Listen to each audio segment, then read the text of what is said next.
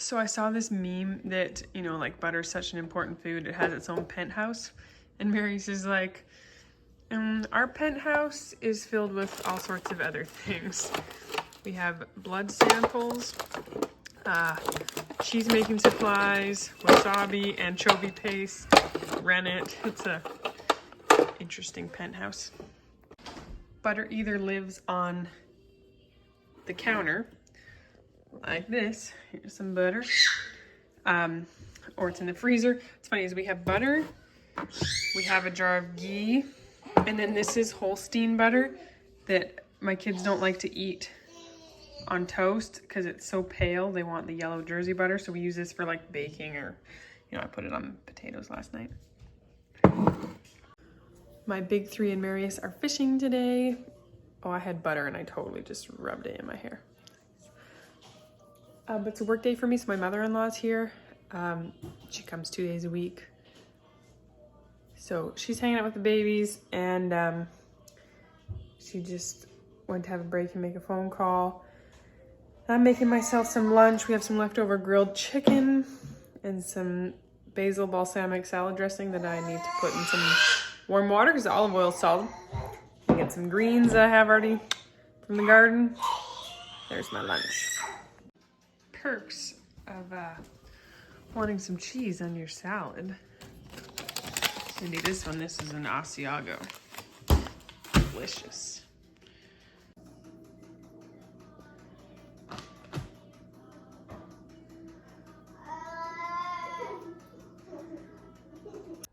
So I really did not want to come back to my office after going down with my mother-in-law, but I only had an hour. I was like, okay, I'm gonna bribe myself with a treat. So I made a bowl. They're cashew pieces and white chocolate chips. And this is a fun treat because I still get, you know, the nice, good nutrition from the cashews, but then I got the treat of the chocolate chips. And I just had a handful of each, giving me motivation to finish up. Excuse me lighting the grill on fire with my fatty meat here. This is a beef flank. This is a graniteware pan that has, like, there's like a basic casserole dish, like 9x13, and then this sits on top, and then there's also a little rack. It comes all in a set, and this rack can go on the barbecue, which is awesome. These are leftover potatoes that were just boiled or like pressure cooked in the Instant Pot that I tossed with butter and mushroom salt yesterday. And yeah, just heating them up like this on the barbecue while I grill dinner. For some reason, people have a really hard time understanding how to freeze bread or how it works. It's really simple. You make bread, then you let it cool, and then you throw it in the freezer. This one looks like it's maybe been in there a while, but it thaws out perfectly beautifully. I just take it out, let it thaw on the counter, and use it right away. I usually try to do only a few months, tops 6 months. If you are slicing it first, it's really only good for a month or two before it gets freezer burned. So it's definitely more forgiving to freeze whole. And I do this with bread, I do this with buns, I do this with all sorts of things. I'm never baking bread fresh for what we're eating it. Like, I always make extra, and then we eat some fresh and freeze some for another day when I don't have time to bake. So here I was making some salmon patties. So I started making some salmon patties, and I just dumped canned potatoes in, and that was a mistake. They are not mashing. So I actually need to run this through food processor, but I just kind of paused to kind of finish up some other things I was doing. Marius and the big three are going fishing, so I'm packing them some food. They're staying overnight, but they don't want to cook. They're not bringing cooking stuff. So we have yogurt with canned fruit. I'm packing a bunch of buns.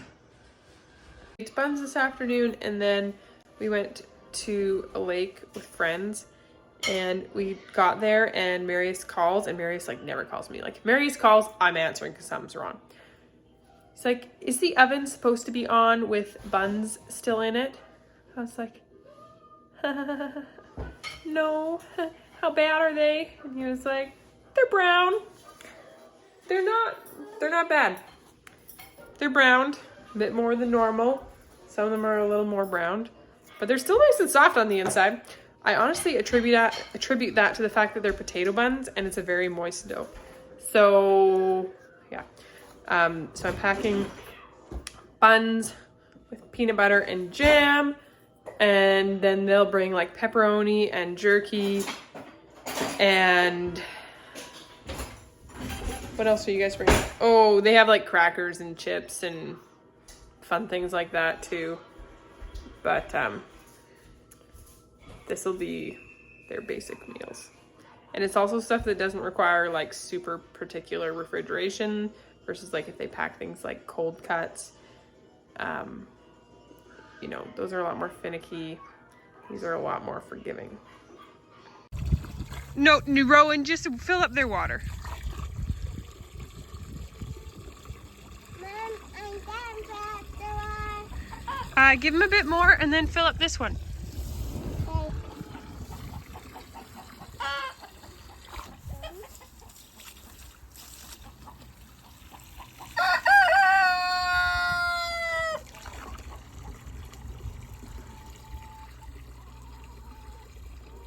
I haven't showed you the greenhouse in a while. My cucumbers are taller than me, and there's all sorts of cucumbers growing. There's 3 or maybe 4 that are like a slicing cucumber, and then those are pickling cucumbers. I bought these starts. I planted those from seeds later. But I find cucumber. There's a kind of stuff I'm letting go to seed in the middle, like spinach and lettuce and such.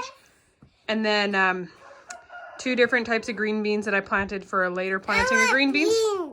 We don't have any right now. Oh. Some wild tomato plants. Pizza. We're not going down there right now. Okay. I helped my mom. Lots of hot peppers. There's a cherry tomato up there. It's got some ripe tomatoes on it.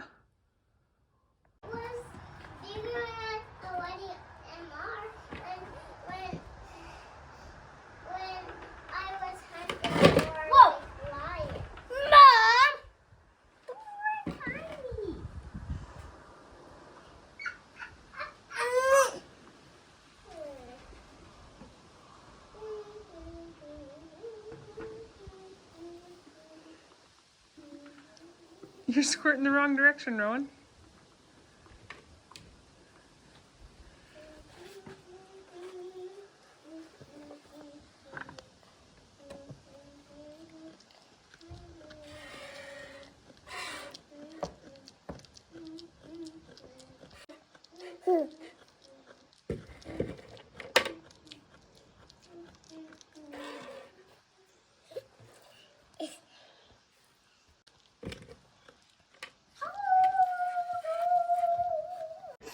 Miss Rosie is just about 7 months old now, and whoa, that scared me. No, she's weaned, but she doesn't want to be weaned. No. No, no, no. So we lock the younger one in here to feed her. No, you gotta stay away. Otherwise you, yeah. Also for 100% Jersey heifer, she is a beefy thing. You are a very sturdy Jersey calf.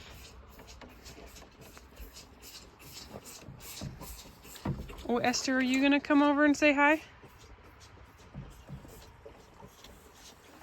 Esther doesn't come running for the milk because she was never fed milk here from us. Okay, I think the boys usually do this over there, not on this. Like, I think they usually put it down on that thing, not on this. And that would have been smarter because then Rosie couldn't get at it. Where'd you go, Esther? No, you're staying away. I see why the boys say it's a 2-person job. One person keeps Rosie away and the other person feeds Olive. No! Esther is a lot more reserved. Hi, Esther. Is that a good salt lick? You gonna let me touch you? No. Oh, you are? Yeah, you're gonna be all over me. Yeah. You have a dark face like your mama.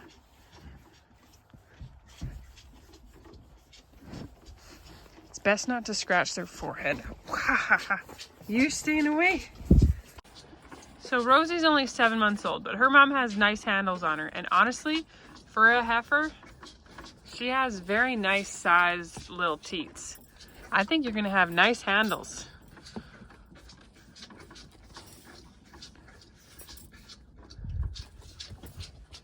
So if we look at Esther of the same age, if I don't get kicked here, she's got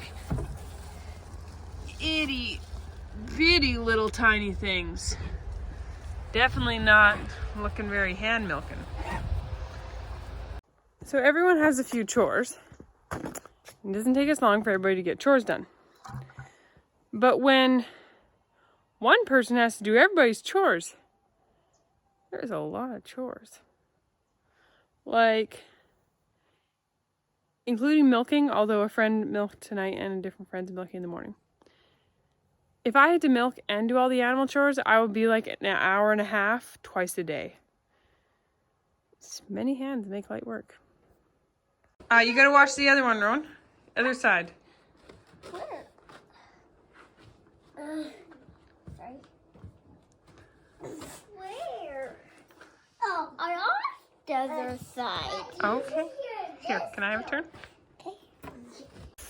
Most of the poultry doesn't actually need to be done, but I'm just topping everybody up because it's so much easier to do it right now while the babies are sleeping versus in the morning when they're gonna be up and following me around for chores. So trying to just stockpile everybody I can. Oh, it's dark in here. Guess I'm not videoing in here. Thankfully it's nice weather and the two of these can kind of just bum around. Two of them can kind of just bum around while I'm running back and forth with the calves. Since I got everything done last night, I set to feed the calves this morning. I milked the goat, a friend of mine milked the cows. So the calves, just feeding the one the milk, filling up their water because they only have a small water thing. Hi. And also I'm feeding some busted bales because they're kind of getting low on forage in their pen there. So I started feeding up some busted hay bales that were kind of just making a mess. I didn't manage to get olives last night, so I'll try to show you this morning. But Olive does seem to have good sized little teats. Oh, I know you don't like this. Hi, baby. I don't know what went sideways with this batch of yogurt, but it's basically drinking yogurt. So I just added some maple syrup and I'm just drinking it for breakfast. My list today looks like a lot of different food prep and dealing with food and a bit of computer work and all sorts of things. If you can even read my writing. I'm getting a slow start to things because it was so sunny outside and beautiful after so many days of rain. Rowan, could you not spray that bottle everywhere? I had to just drink coffee on the deck for a while, like morally obligated. It's unreal. And I just happened to You know what catch kind the of biggest fish one. They're salmon. You know what kind of salmon? Yes. What? Sockeye. Sockeye. Sockeye. That's a pink salmon. And these. Well, I love Max. Hell. Max, the only one who got it. Okay, everybody pick some. I'll grab mine. Killed the two lovely. Fish roll. Okay, and get over on this side. Freya, no, Rowan can stay out of it. Freya, where's Freya? Pepper, get out of here. Where did Freya go?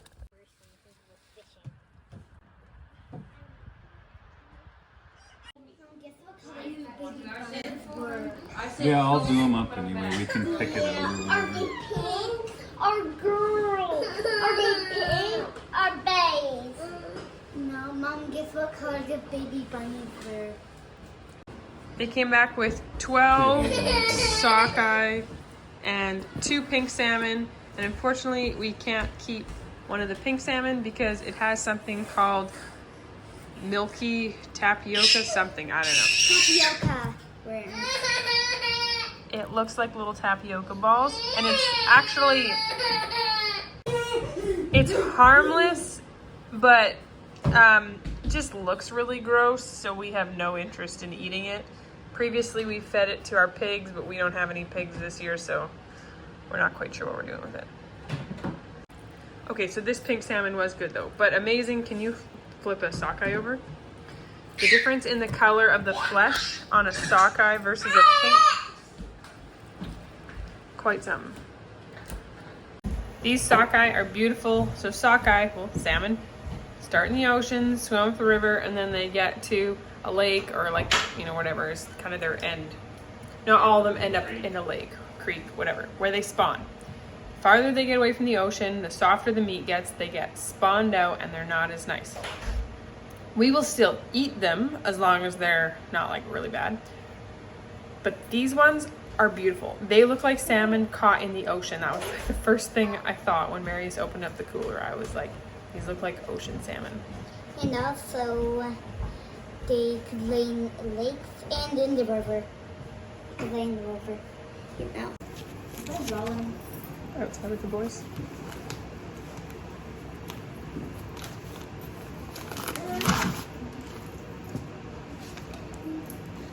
Their place is in a nice shaded part. There's not many farms there. No, not at all. It's all ALR. Not many farms. I asked them about it. You're like the So only unfortunately, no.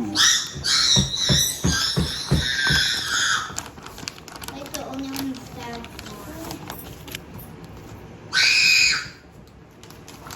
Yeah, help him. Whatever you need. What do you want, mister? Get him some more crackers there, Fred. I would give my dad and daughter some, but he didn't really take that. You know, this is enough for us, eh? What?